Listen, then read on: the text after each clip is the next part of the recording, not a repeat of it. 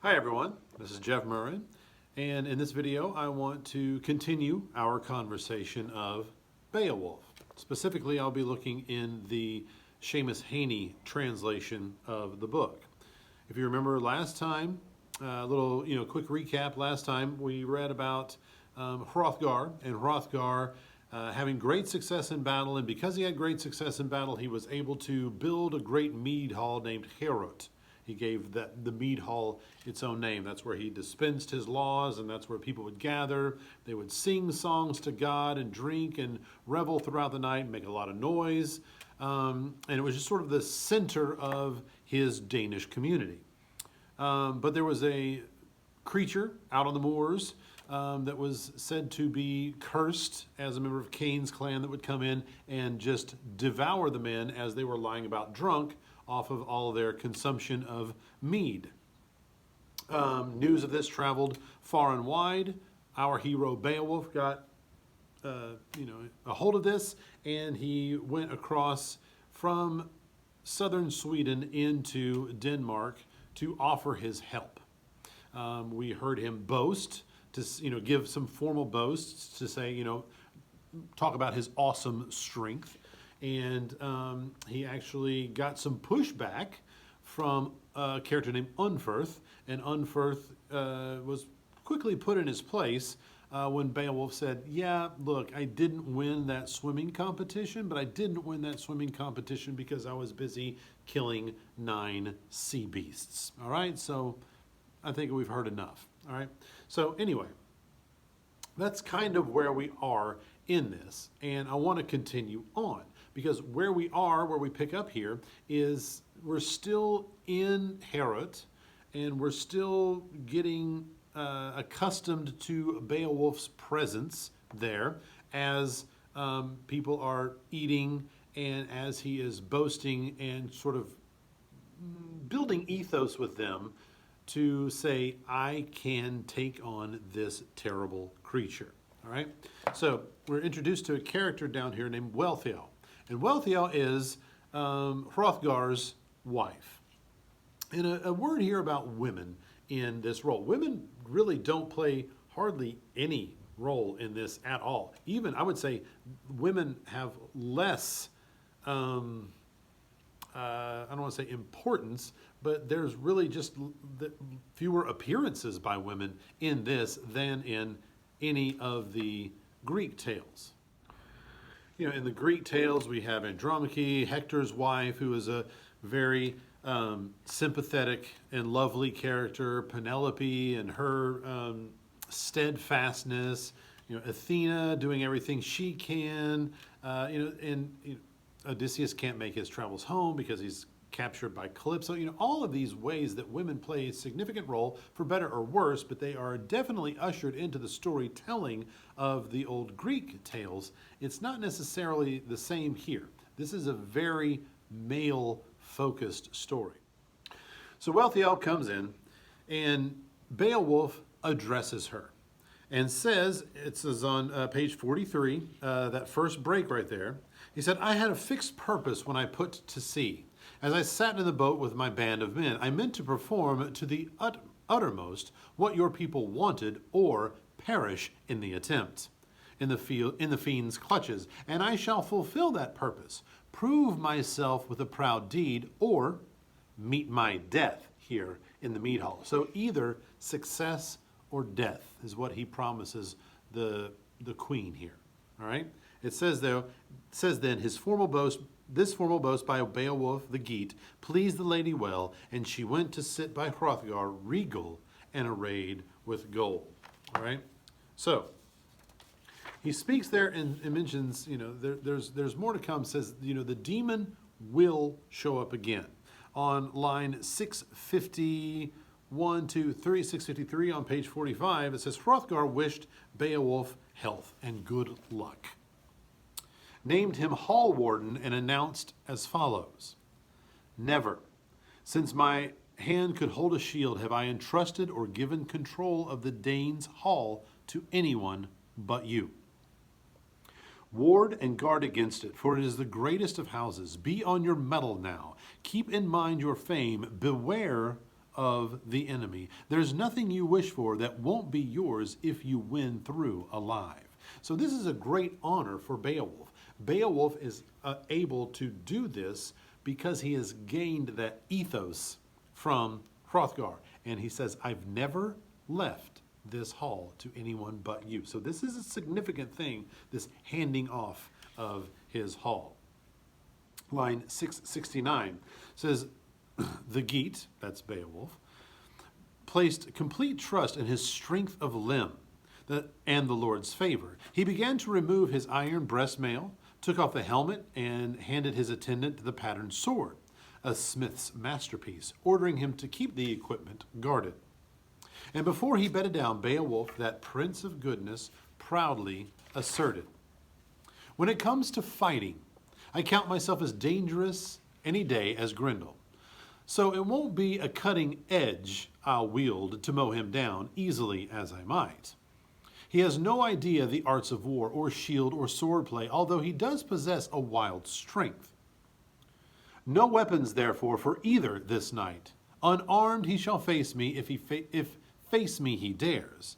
And may the divine Lord in his wisdom grant the glory of victory to whichever side he sees fit. So, okay, a couple things. If you remember earlier in the last video, he said, because Grendel does not fight with a sword or anything like that, I'm not going to either. I'm going to meet him on his own terms, because the glory will be greater for King Hylek, my king back in Geatland, if I win, hand to hand. People could say, hey, yeah, you fought off that demon, but the demon didn't have a sword and you did, so what's the advantage there? And so here we see him actually making good on that, stripping himself of all the armor and saying, I trust that I can do this, but I do put everything in the hands of God, because God determines how things play out. All right.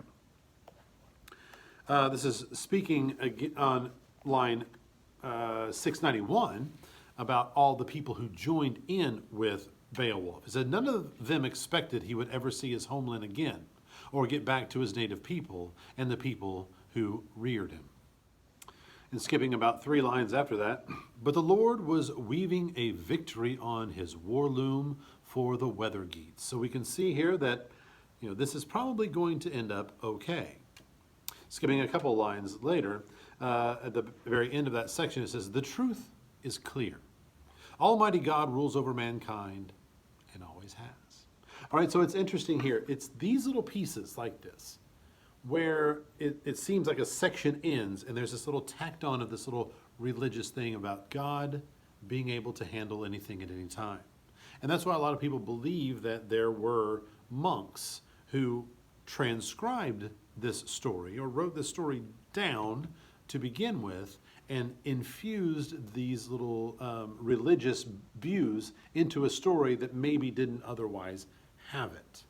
And so that's why it seems like sometimes the mythologies or religious ideas or whatever you want to call them here are enmeshed. We've got some of the old and some of the new. But it seems like a lot of times when it mentions the Christianity stuff, it's more of an admiration of the Lord Almighty, whereas the old Norse view aspects that are still used here are ones of kind of like, yeah, we've taken those things for granted, like the ogres and the giants and things like that. Now, here we go. Continuing on from where I just left off. It says, then out of the night came the shadow stalkers, stealthy and swift. The hall guards were slack, asleep at their posts, all except one, our buddy, our hero. It was widely understood that as long as God disallowed it, the fiend could not bear them to his shadow form. All right. So we find him Grendel slinking towards Heorot. On page 49, line 723 or so, Grendel has approached Heorot, and he's standing outside of Heorot, and our hero is inside with his men. And as he approaches, he sees the iron doors are closed. And it says there, then his rage boiled over. He ripped open the mouth of the building, maddening for blood, pacing the length of the patterned floor with his loathsome tread, while a baleful flame, more than light, flared from his eyes. So he has like a flame, fire from his eyes. That's the evil within him coming out, all right? He saw many men in the mansion sleeping, a ranked company of kinsmen and warriors quartered together. And his glee was demonic, picturing the mayhem. Before morning, he would rip life from limb and devour them, feed on their flesh. But his fate that night was due to change. His days of ravening had come to an end. Mighty and canny, Hygelac's kinsman was keenly watching for the first move the monster would make. Okay, so Beowulf is not asleep. He's the one not asleep, and he's just sort of taking stock, watching what's happening. It says, nor did the creature keep him waiting, but struck suddenly and started in. He grabbed and mauled a man on his bench, bit into his bone lappings, bolted down his blood, and gorged on him in lumps, leaving the body utterly lifeless, eaten up hand and foot. Venturing closer, his talon was raised to attack Beowulf where he lay on the bed. Interesting that it's not a hand, it's a talon, all right? So just trying to get as much of a beast idea in the reader's mind, all right? But it says, venturing closer, his talon was raised to attack Beowulf where he lay on his bed. He was bearing in with open claw when the alert hero's comeback and arm lock forestalled him utterly. Beowulf reaches, grabs his arm, and the grip is so tight that Grendel is like, uh-oh. The captain of evil discovered himself in a hand grip harder than anything he had ever encountered in any man on the face of the earth. Every bone in his body quailed and recoiled, but he could not escape. So it's almost like he's had such an easy time coming in and just picking off men and eating them, devouring them, destroying them, just ravishing them. And he gets to this one, and all of a sudden, there's a pushback, and the pushback is significant, and it puts him on the defense. All right? I like this. About line 761, 2, 3, 4, 764. It was the worst trip the terrormonger had taken to Heorot, because it's been like going to the supermarket for him up until this point. Skipping a couple lines, it says, stumbling in fury, the two contenders crashed through the building. The hall clattered and hammered, but somehow survived the onslaught and kept standing. Yes, of course, we have to give credit to Hrothgar for building this wonderful hall. It's remaining standing, even though these two are just, wreaking havoc within it. It was a well-built structure. It was handsomely structured, a sturdy frame, braced with the best of blacksmith's work inside and out. The story goes that the pair struggled, mead benches were smashed and sprung off the floor, gold fittings and all. Skipping on down to 791, 2, 3, 4, 794. Time and again, Beowulf's warriors worked to defend their lord's life, laying about them as best they could with their ancestral blades. So now the men they have woken up, and they see that Beowulf is fighting Grendel, this monster. And so they take their swords and they start to go at him. So they have their ancestral blades out. Stalwart in action, they kept striking out on every side, seeking to cut straight to the soul. When they joined the struggle, there was something they could not have known at the time. All right, so they were unaware of this as they start to fight. They did not know that no blade on earth, no blacksmith's art, could ever damage their demon opponent. He had conjured the harm from the cutting edge of every weapon. But his going away out of this world and the days of his life would be agony to him, and his alien spirit would travel far into the fiend's keeping. So Grendel, had summoned a curse, so to speak, around him, so that no blade that ever came to him, no sword could ever penetrate his flesh. So Beowulf, actually not using the sword, was a good idea because that sword would have been utterly useless against him. All right? 8, 11, 12, 13, 14, 8, 14. Here we go. The monster's whole body was in pain from the grip, from Beowulf's grip. A tremendous wound appeared on his shoulder. Sinews split and the bone lappings burst.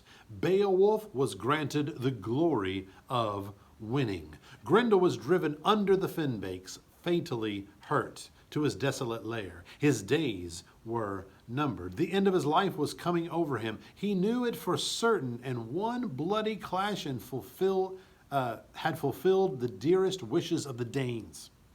The man who had lately landed among them, proud and sure, had purged the hall and kept it from harm. So here's what happens, is Beowulf grabs his arm and has such hold of his arm so tight and will not let go. And as they struggle together and as they wrestle, Beowulf will not let go. Swords are coming and doing no good, all right? And then eventually Beowulf rips his arm off, completely tears his arm off of his body.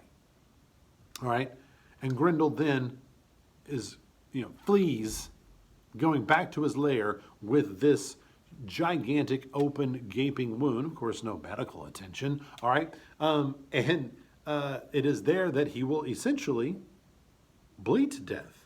All right. Now check this out. Line 832 says, clear proof of this could be seen in the hand the hero displayed high up near the roof, the whole of Grendel's shoulder and arm, his awesome grasp.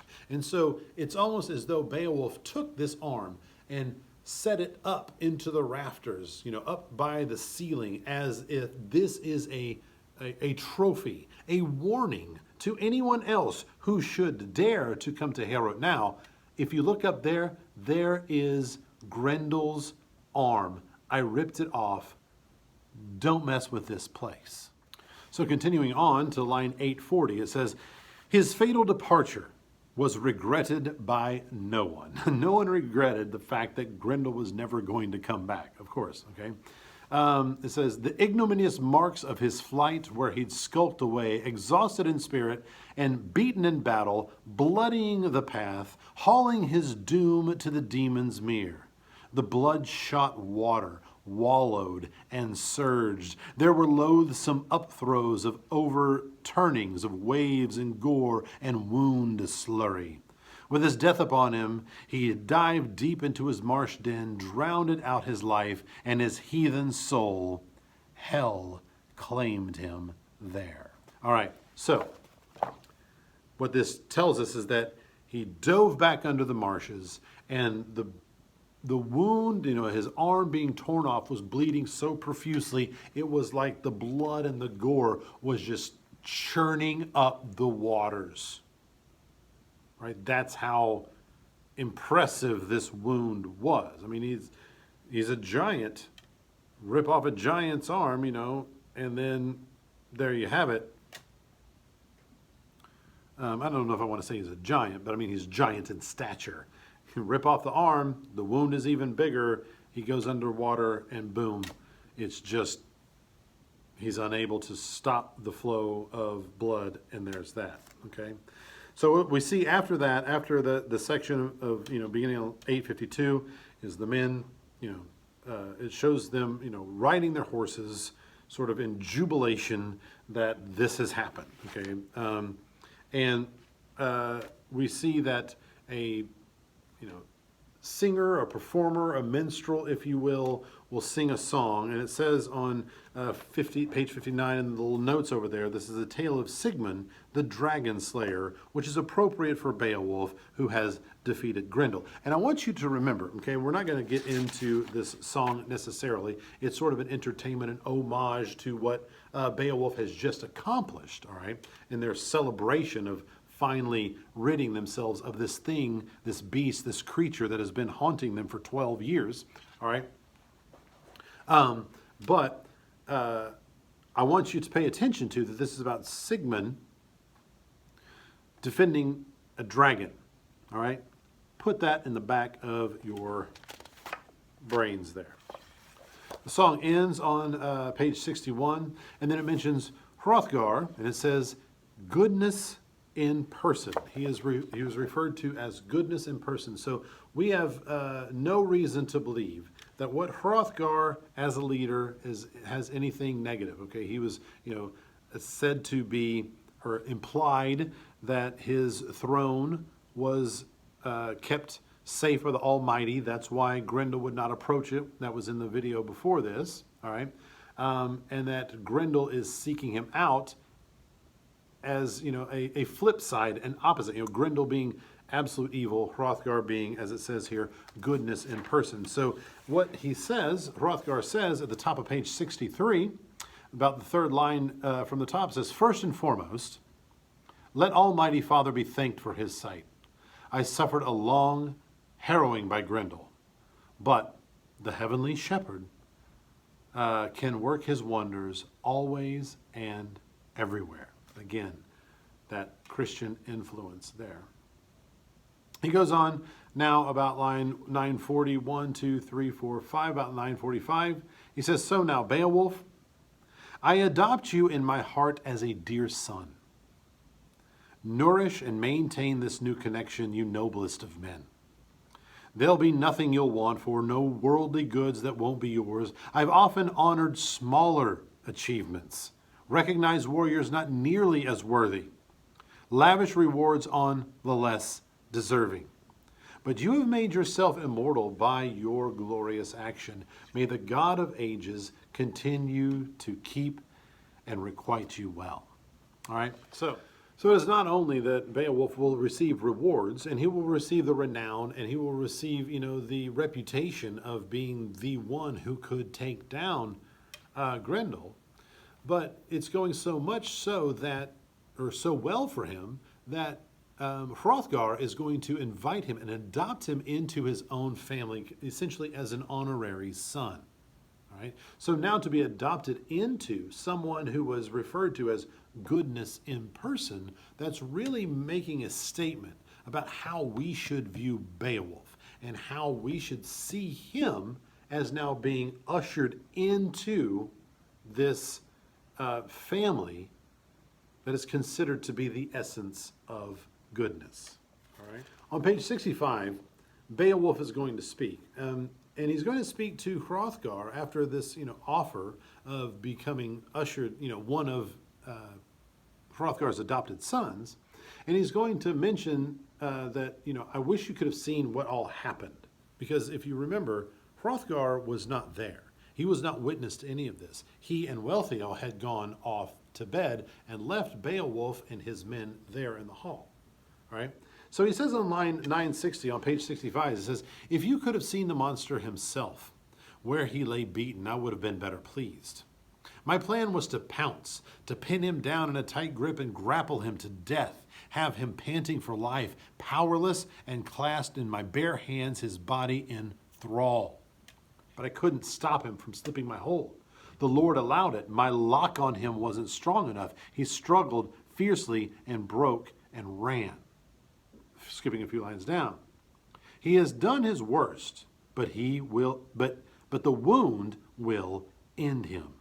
He is hasped and hooped and hurpling with pain, limping and looped in it. So what he's saying is, I couldn't let go. And the only way that he could free himself was freeing himself, not only of my grip, but also of his own arm.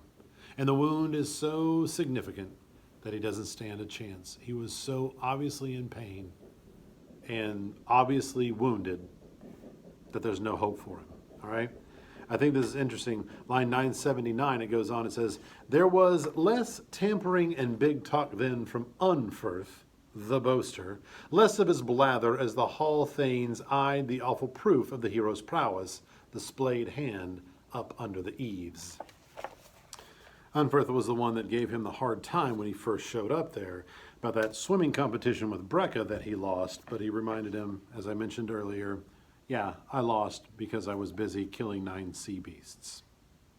All right, on line 990, page 67, it says, then the order was given for all hands to help to refurbish Heorot immediately, men and women thronging the wine hall, getting it ready. we're back in business, baby. All right, Herod has been given back to us because Beowulf rid us of the demon. All right, so we have a victory feast down here, the section break at the bottom. Then the due time had arrived for Halfdane's son to proceed to the hall. The king himself would sit down to feast. No group ever gathered in greater numbers or better order around their ring giver. The benches filled with famous men who fell to with relish. Round upon round of mead was passed, and those powerful kinsmen, Hrothgar and Hrothulf, were in high spirits in the raftered hall. Inside Herod, there was nothing but friendship. All right, so a lot of excitement here. All right, we see at the bottom of 69, it says, you know, the other Geats are rewarded, the other ones who went with Beowulf, so it worked out for them. They didn't know if they were going to see their homeland again, but it's not only are they going to see their homeland again, they're going to be rewarded. All right, it says the chieftain went on toward to reward the others. Each man on the bench who had sailed with Beowulf and risked the voyage received a bounty, some treasured possession. It goes on down there after the break. It says, they sang then and played to please the hero, words and music for their warrior prince, harp tunes and tales of adventure. And then it gets into the song, all right? And the song, if you want to read on page 73, the notes in the side there say, this is a song about a Danish attack that is bloody but indecisive. Hnaf, okay, is killed as one of the characters in Danish history, Danish folklore. Hengist takes charge and makes a truce with Finn and the Frisians, all right? And this goes on, and what is important here in this is the idea that this is where another female kind of comes in, all right? And we see two groups of people who are separated and fighting one another, all right? And the lady has a husband on one side and a brother on the other side, and she's torn. And, you know, to be loyal to her family, her loyalties are over here. To be loyal to her husband, her loyalties are over here. And from my reading, what this is just showing us, because I mentioned women don't play a huge and significant role in this, as they have in some of the other things that we've read, this shows that women at times can be used as bridges between warring factions of men. And I'm not here to tell you that I can figure out exactly the significance of this, given what is else is to come in the story. I'm going to just tell you that that's what I understand the song here to be, and I won't get into the specifics of the song, but I'm going to leave it there. Now, I'm going to leave this video here, but I want you to understand we still have a considerable amount of book to go. But Beowulf has already killed Grendel. What else could there possibly be? Isn't that what this whole thing was about? Of course I'll say, stay tuned. All right? So, that's where I'm leaving it. In some anticipation, continue to read on your own and annotate on your own, and then meet me back here and I'll give you some of my thoughts. All right? So until then, and as always, happy reading.